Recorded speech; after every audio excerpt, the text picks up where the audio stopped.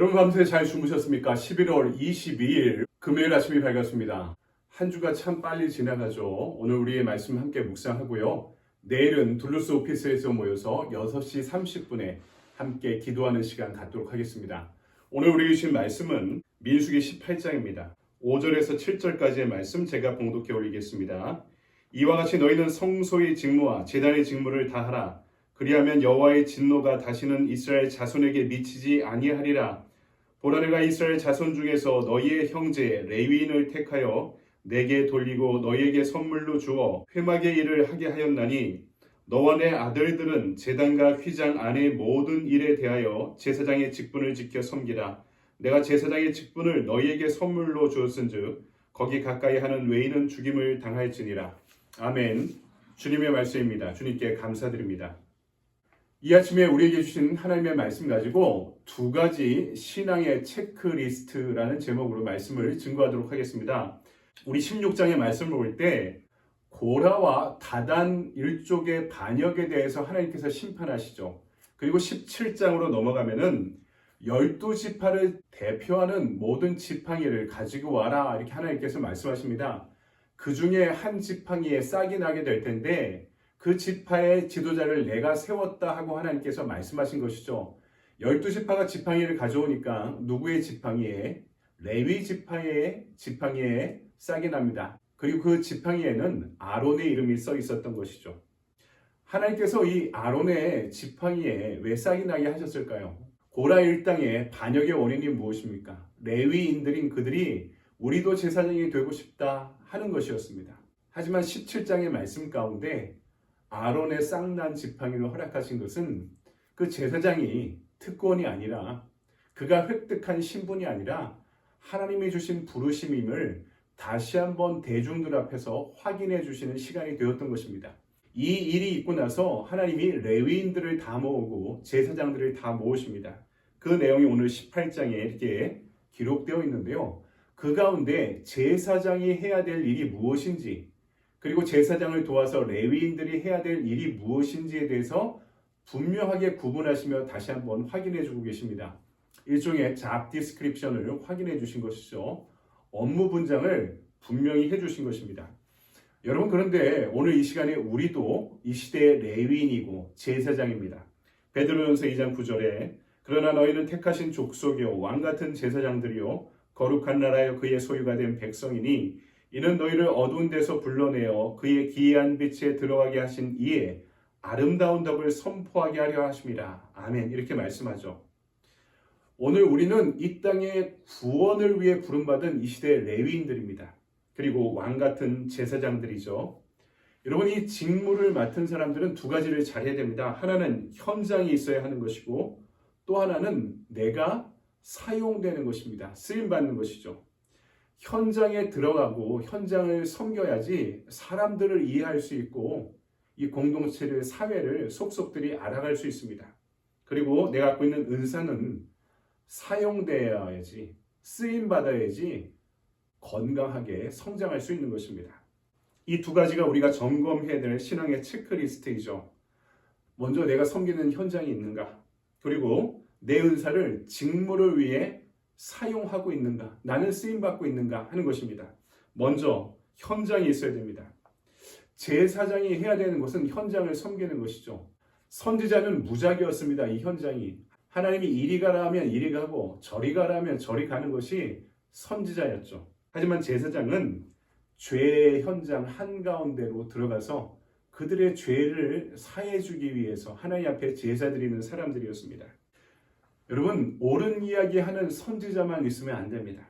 그런 이야기 누가 못하겠습니까? 책임지는 사람이 있어야 되는 것입니다. 이들이 제사장입니다. 이 제사장은 그런데 어디서 삽니까? 백성들의 한가운데서 살아갑니다. 제사장이 현장을 잃어버리면 이론가가 되어버리는 거죠. 현장을 모르는 이론가는 과격해집니다.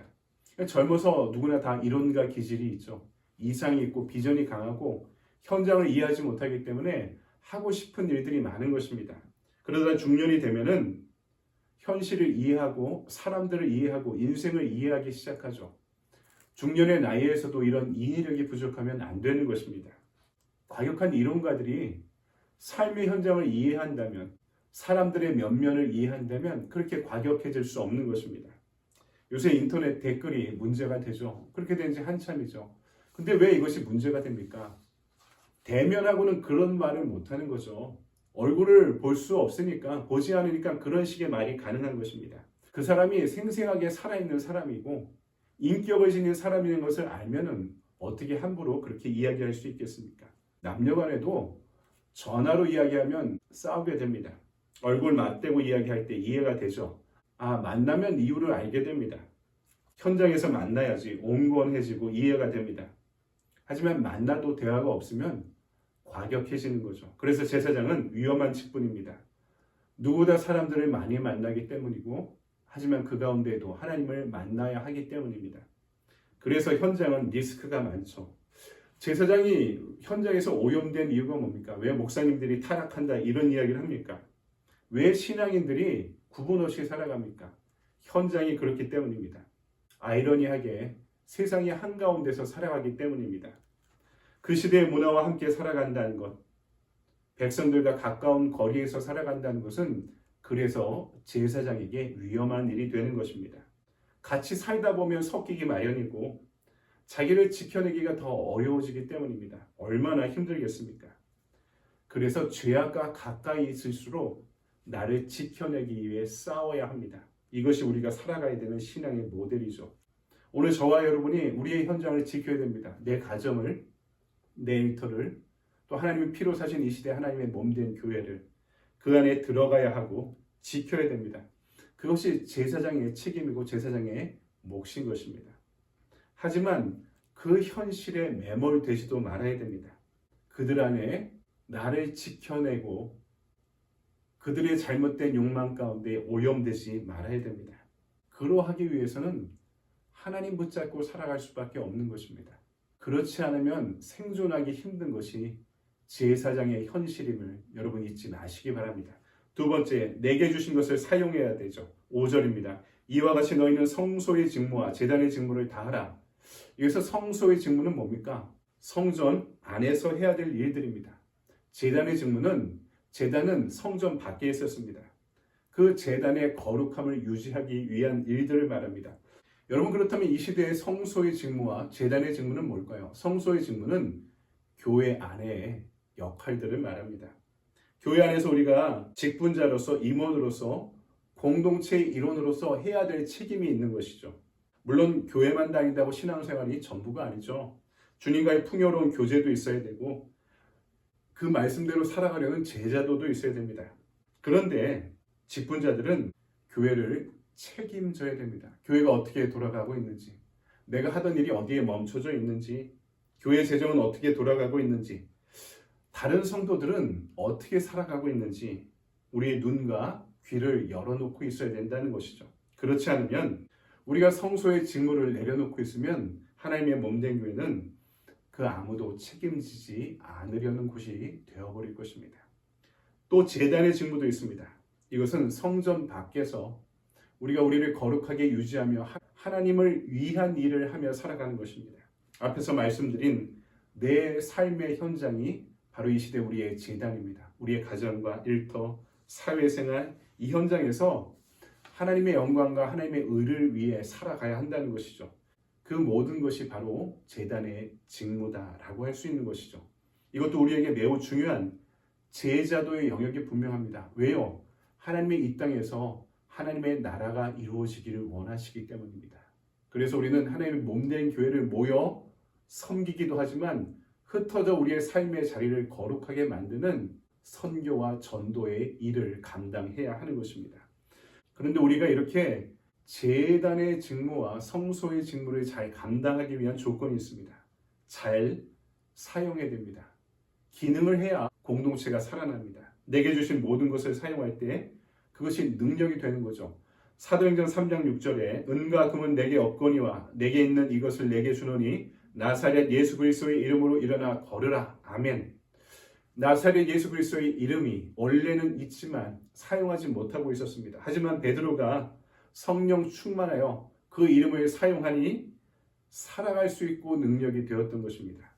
여러분, 돈도 마찬가지죠.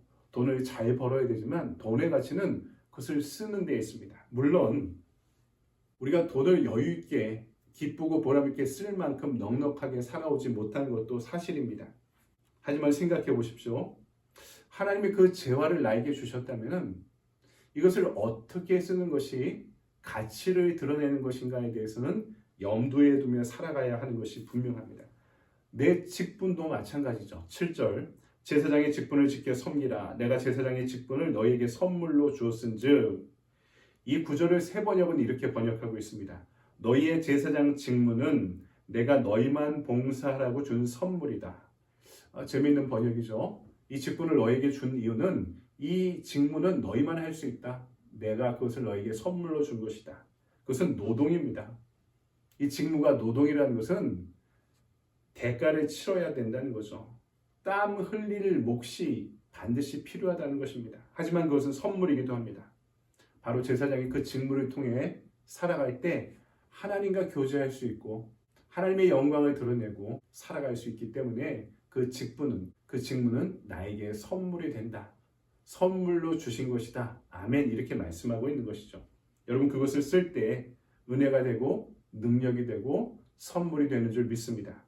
오늘도 나의 부르심의 직무를 은혜로, 능력으로, 그리고 선물로 받고 사용할 수 있는 주님의 충성된 종들이 되시기를 주님의 이름으로 간절히 축원드립니다. 아멘. 적용의 질문을 볼까요? 오늘 나에게 맡겨진 성소의 직무와 제단의 직무는 무엇입니까? 성소의 직무는 교회 안의 일을 말씀드렸고요. 제단의 직무는 일상에서 하나님의 거룩함을 유지하기 위한 모든 일이라 말씀드렸습니다. 그 직무를 잘 감당하기 위해 내가 결단해야 할 일은 무엇입니까? 오늘의 액션 플랜입니다. 교회의 성도나 이웃의 전도 대상자를 돌보고 섬기기. 중요한 것은 사람을 섬기고 돌보는 것인데요. 이것을 목회의 직무라고만 생각하지 마시고 여러분에게도 허락하신 이 땅의 왕같은 제사장으로 살아갈 수 있는 여러분에게도 주어진 레위인과 제사장의 직무라는 것을 잊지 마시기 바랍니다. 오늘 내가 섬겨야 될 교회 안의 성도가 누구인지, 또 이웃의 전도 대상자가 누구인지 그분을 온전히 돌보고 섬길 수 있는 복된 하루 되시기 바랍니다. 오늘도 이 말씀 안에 여러분 좋은 하루 보내십시오. 감사합니다.